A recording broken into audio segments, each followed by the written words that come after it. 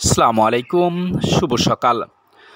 আজ বুধবার 4 সেপ্টেম্বর 2024 খ্রিস্টাব্দ, 30 সফর 1446 হিজরি, 20 ভাদ্র 1431 বঙ্গাব্দ। এখন শরৎকাল। আজকের সূর্যোদয় 5টা 39 মিনিটে এবং সূর্যাস্ত 6টা 17 মিনিটে। আজকের দিনে যাদের জন্ম তাদেরকে জন্মদিনের শুভেচ্ছা। ভালো থাকুন, সুস্থ থাকুন, সুন্দর ও আনন্দে কাটুক আপনার প্রতিটা সময়, প্রতিটা মুহূর্ত। এটাই আমাদের প্রত্যাশা।